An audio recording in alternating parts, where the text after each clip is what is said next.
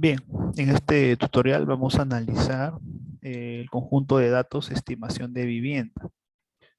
Tenemos un archivo Excel donde se indica algunas variables sobre las características de las viviendas en un determinado distrito.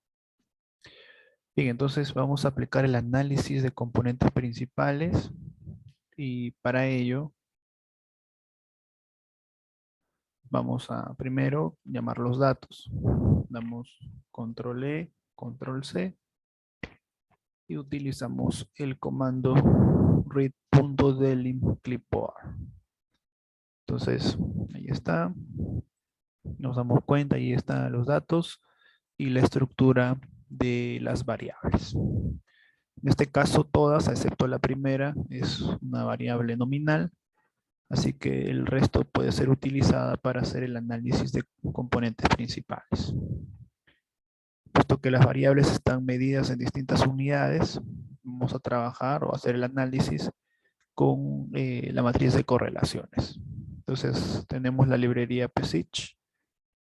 Vamos a calcular la matriz de correlaciones. Estamos redondeando a 2 decimales para poder visualizarlo mejor.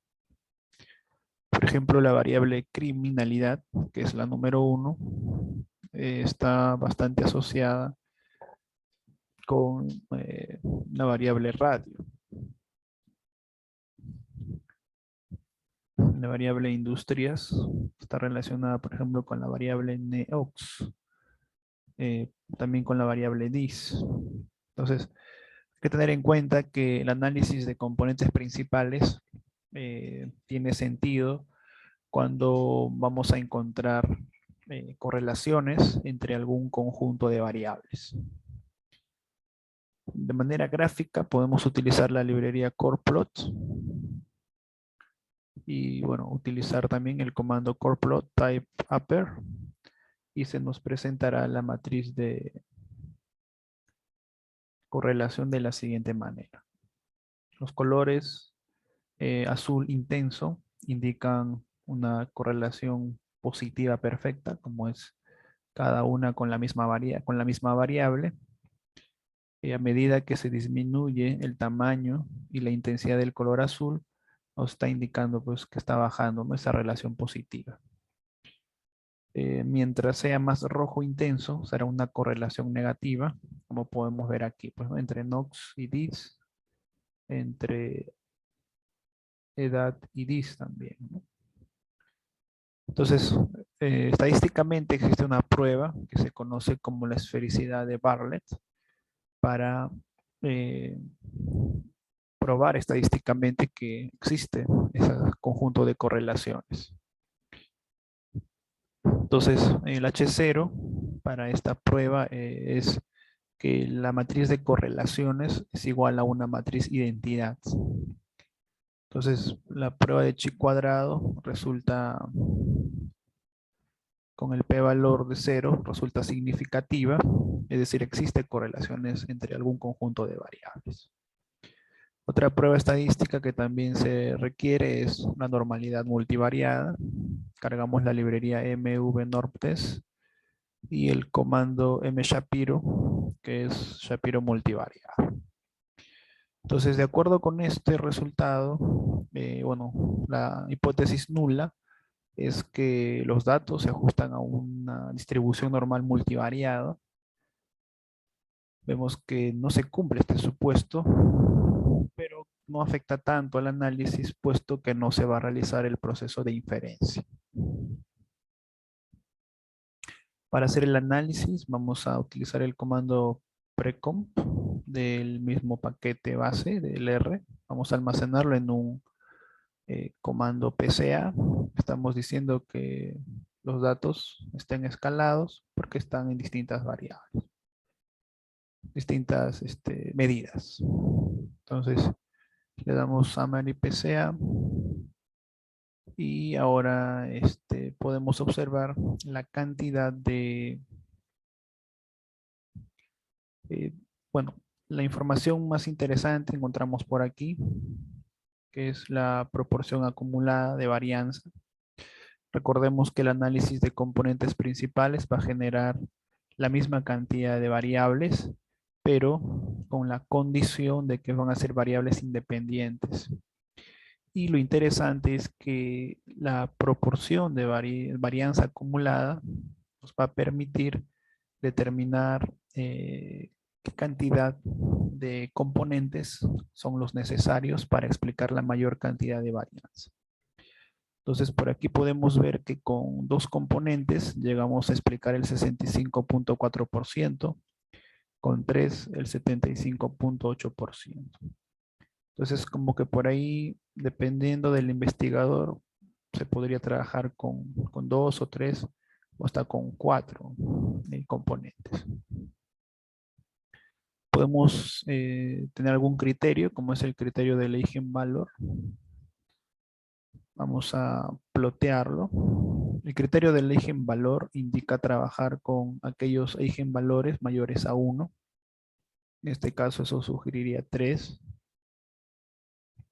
Por ahí un pequeño gráfico, el gráfico de sedimentación, en el cual podemos indicar, ¿no?, que aquel componente en el cual haya un cambio notable, o por así decirlo, un punto de inflexión, es allí la cantidad de componentes necesarios, ¿no? Entonces, en este caso, por ahí podría ser 2. Entonces, podemos indicar que entre 2 y 3 componentes son la cantidad tentativa de componentes.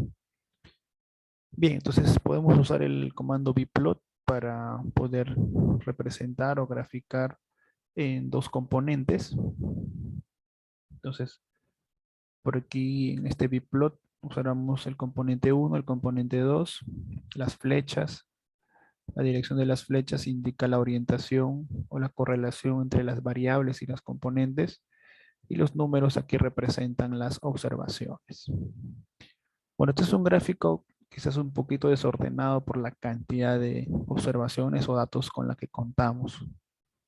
Entonces, podemos, digamos, disgregar esos dos gráficos de la siguiente manera.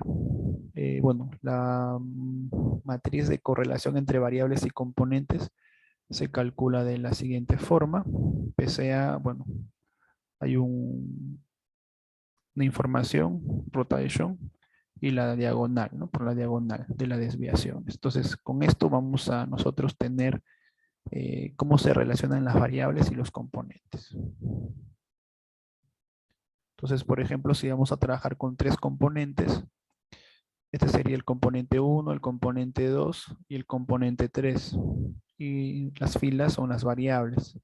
Entonces, por aquí podemos apreciar que la variable crimen se asocia más con el componente 1. En el caso de la variable RM, por ejemplo, vemos que se asocia con mayor fuerza a la componente 2. Entonces, de esa forma, esto nos permite conocer a qué componente se asocia cada variable. Bueno, entonces, como que todas están asociadas más al componente 1 y al componente 2. Para el componente 3, bueno, parece que todas son menores a las otras dos componentes. Luego vamos a graficar, bueno, la dirección de las flechas y los componentes. Entonces aquí pueden apreciar solo el eje de los componentes y la dirección de las variables.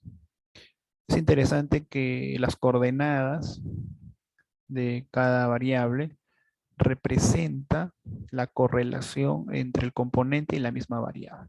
Por ejemplo, miren, para la variable crimen, ustedes pueden notar aquí una correlación positiva con el componente 1 y está en dirección al eje 1, al componente 1, o sea, valores positivos, y una relación negativa con el componente 2. Por eso está hacia abajo, ¿no? Bueno, de 0 hacia abajo para el eje vertical. Entonces, por ejemplo, la variable zn, ¿no? Está asociada negativa a negativa para ambos. Entonces, negativo para el componente 1 está hacia el lado izquierdo y negativo para el componente 2 está hacia abajo. Y el tamaño de la flecha indica el grado de asociación, ¿no? Por ejemplo, a diferencia de la variable dis, tiene un mayor nivel de asociación, como pueden apreciar por aquí. Bien, ¿qué más podemos presentar por acá? Podemos hacer un gráfico de barras dobles, en las cuales también se puede visualizar. Aquí se ha trabajado para las tres componentes y se puede visualizar con cuál de estas se asocia más.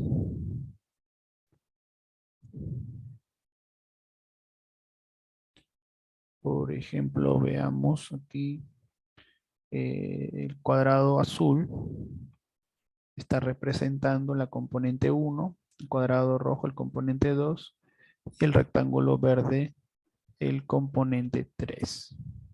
Entonces, podemos ver que en algunos casos la componente 1 explica una mayor proporción de las variables y en otros casos la componente azul.